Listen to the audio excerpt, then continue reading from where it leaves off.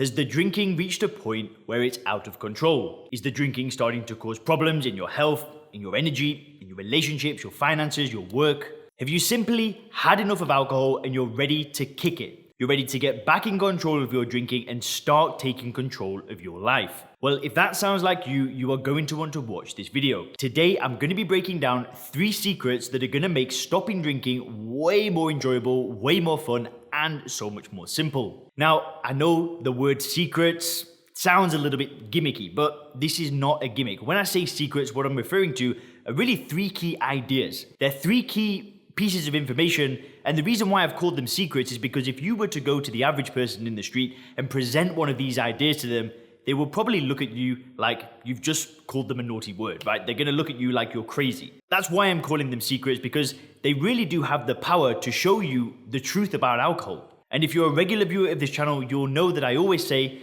that stopping drinking is about building a paradigm where you see alcohol for what it is, where you see it as a poison that does absolutely nothing for you. And these 3 secrets that I'm going to share with you in this video have the power to help you in that transformative journey. And very quickly, guys, I just want to say that if you label yourself an alcoholic and you're going to AA meetings, this video probably isn't for you. If you're a negative person that's just got this pessimistic worldview where you don't really care anymore and you've just given up, don't watch this video.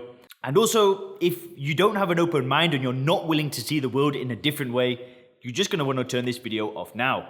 Now, on the other hand, if you are somebody that is ambitious, if you're somebody that doesn't label themselves as an alcoholic, if you're somebody that wants more for their life, and you're somebody that's kind of willing to say, do you know what, maybe what I know about alcohol is wrong, I'm willing to see things in a different way, then you are definitely going to get a ton of value from this video. And if you see the pictures on the screen now these are people that I've actually worked with in the Sober Clear program. These are people that have had drinking problems, they've tried things like AA, like rehabs, therapy, willpower. The people that I've worked with have pretty much tried everything, and these are people that are now in full control of their drinking. And the company that I've created, Sober Clear, this is what we do. We work with business owners, we work with professionals, and we help them get control of their drinking while building a great quality of life. I've been featured in things like Men's Health, in Unilad, in the BBC, in VT. And really, what I'm sharing with you are things that I've shared with my clients. So this stuff, it just has the power to really just change the way you see alcohol forever. Now, the first secret is that you are not an alcoholic. I know that is going to sound a little bit crazy for a lot of you guys, and I did warn you that if you do identify with being an alcoholic, you're probably not going to want to watch this video. Now, let me break this down. I've tried going to AA. I've tried buying into the idea that I'm an alcoholic. I tried giving myself up to God, and I really said that I'm the problem here. I'm the one that is the fault. That's the reason why I can't control my drinking. I'm the problem. I have tried that and it didn't work for me. And what basically I was told as I left AA and I left going to the meetings is that I'm doomed. If I go out there and I don't keep coming to the meetings, it's game over.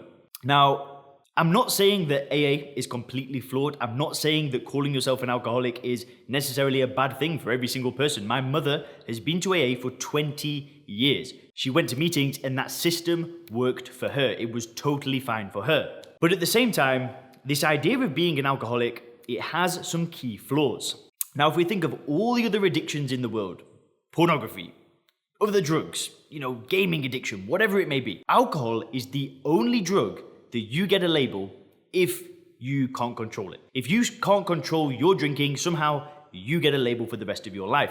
And now the interesting thing is that any other addiction, any other drug in the world, you don't get this label for the rest of your life. If you've been a cigarette smoker, I was also a cigarette smoker in the past, I quit smoking, flicked it away, done, finished. I'm not a nicotine-aholic for the rest of my life. I don't live with this fear and I don't have to resist cigarettes. And if I see somebody smoking, I just don't want to smoke. Yet for some reason with alcohol, we get this label and we've got to live with this label forever. Does that label really serve people? Because what ends up happening is that if somebody's had a period of time without alcohol, yet they've given themselves this label of being an alcoholic, what happens if they slip up? What happens if they have a couple of drinks?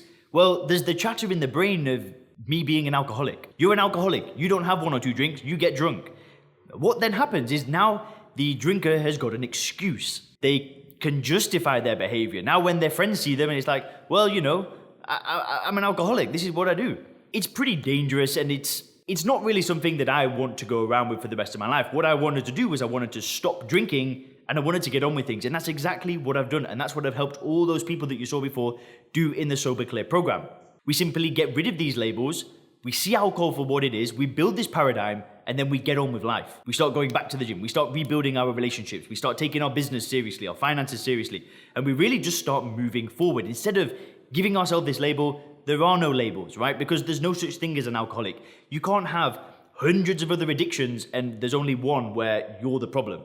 You're not the problem. The problem is the drug, and the problem is the conditioning, and it's basically the way that people view alcohol. It's this underlying view that it's a good thing. So therefore, if you can't control this thing, you're the problem, when really, is anybody in control? I mean, that's a topic for another video, but the likelihood of you being an alcoholic is pretty much zero, because there is no such thing as an alcoholic. It's a made-up term from Alcoholics Anonymous.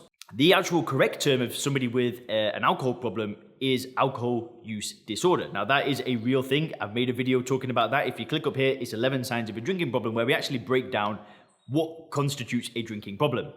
But this idea of an alcoholic, I'm not saying that if you call yourself an alcoholic, you're going to fail, but it's definitely not a prerequisite for success. I don't give myself this label. Nobody that I speak to in the program gives themselves this label. And this is the thing, is things don't go bad, it goes well. So that's the first thing. The second secret that I want to share with you is how willpower and stopping drinking are not related. No, that sounds a little bit crazy, and I know it sounds hard to believe, and you're probably watching this video right now thinking, of course willpower is related to stopping drinking, Leon. You need willpower. You need strength of character. You need to be able to resist and avoid it and do all of these things. And I'm here to say that it's not related. It's not related at all. And I know that sounds crazy, but if you actually think about your life, and if I think about my life back when I was drinking, you're probably strong-willed. There are probably many things that you've done in your life that required a lot of willpower. Whether that's building a business, having a career, having a family, getting a degree. There are going to be things in your life that have required a lot of willpower.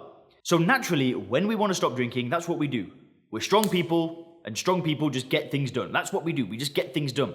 Now, the problem with using willpower is that we're not dealing with just getting something done. We're dealing with a drug. And what we're dealing with is an idea that drinking alcohol is somehow beneficial. So then what happens is there are moments where we use willpower and it's good. Like, I stopped drinking with willpower for about 9 months. There was a 9-month period. I built a personal training business. I had a girlfriend. I had a car. I had a nice place to live. I was in Oxford finishing off my degree, and I did a 9-month stint with just willpower. Now, the problem with willpower is that if you don't change the way you view alcohol, if you still see alcohol as a good thing, even when using willpower, there will be a moment, or not necessarily, right? I'm not saying that there are plenty of people that can stop drinking with willpower and they go on for a very long time. But in my experience, I've spoken to thousands of people at this point that have had drinking problems. There is a point where the willpower runs out. There's a point where there might be a party, there might be somebody around you that's charismatic and likable, you might have had a really long day, you might be tired, and just a day where you don't have much willpower. And then all of a sudden, the drinking starts looking appealing again, and then what happens is the drinker then just says, do you know what? F it, I'm gonna do it. And the trick really is to change the way that you view alcohol. It's reframing it to see it for what it is, without the conditioning, without the marketing, without the illusion of it actually being beneficial. And that is really the key. Willpower and stopping drinking are not related. What is important is building a paradigm where you see it for what it is. Which leads me into the third secret. And this is that normal drinkers are absolutely nothing to envy. Back when I drank alcohol, during the 10-year roller coaster that I lived on, every single time that I saw somebody that had 1 or 2 drinks and their life didn't crumble apart and things just, kept going well for them, I used to look at that person with admiration.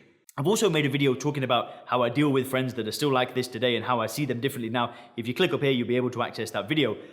But the point is that I used to look at these people with admiration. I used to wish that I could be somebody that kept their health in check, that kept their relationships in check, that had a business, that had a good career, was making good money, was investing in whatever, yet I could still have 1 or 2 drinks. I used to want to be that person.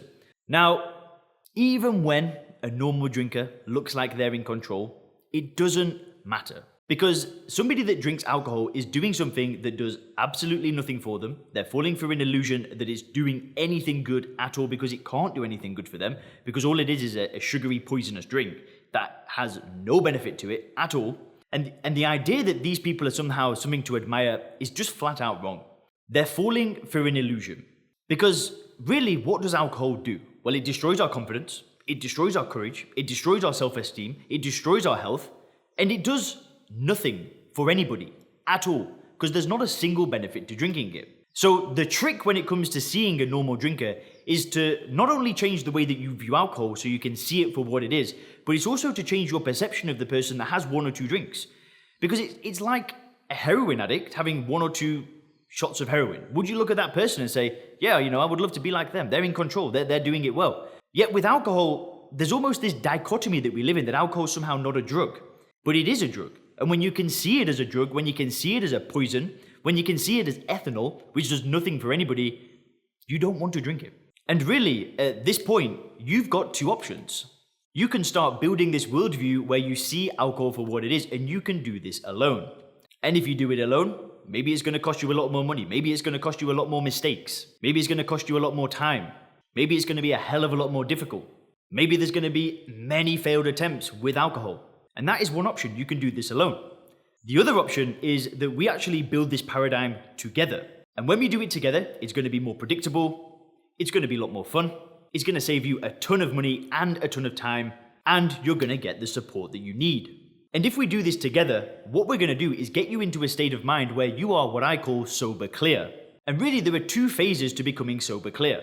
The first phase is all about building a paradigm and seeing alcohol for what it is using a mental model called first principles thinking. Now, in my program, that's exactly what I help people do. I help them get into a state of mind where they see alcohol for what it is.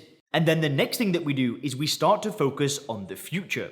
We start to focus on things like relationships, like creating a new dream, like health and fitness and nutrition and sleep. We look at things like productivity, spirituality, creating a new identity, on raising your levels of influence. And we really just create an amazing vision to go towards. And if that sounds like something that you want help with, if you want to go from, struggling problem drinker that's trying to build a paradigm where you see it for what it is, to somebody that's in 100% of control of your drinking and you're going towards a better quality of life, then let's have a conversation. If you click the link below this video, you're going to be able to book a time and we're going to be able to have a conversation to actually see what you're struggling with at the moment, what goals you've got and where you want to go, and I'm actually going to give you a roadmap to get there. We're going to give you a step-by-step roadmap for you to go from where you are to where you want to go. And I'm just going to say it, that call is probably going to be the most valuable call that you've ever had when it comes to controlling your drinking. You'll either speak to me personally or you'll speak to somebody from the Sober Clear team, and we are just going to go deep. We're going to go to another level, and we're really going to get you a roadmap to get you where you want to go. And we're going to do it fast. Now, these calls will not be around forever. Between the work that I do, creating YouTube videos, helping people in the Sober Clear program, and obviously now I'm offering this call to you guys, they are done on a first come, first served basis. So if you do want one of these calls, I urge you to click the link in the description ASAP. Now there will be a short application to fill in because I want to make sure that I can actually help you. I want to learn a little bit about you before I actually speak to you, just so I can prepare for that call. So make sure to click the link in the description. Have a great day.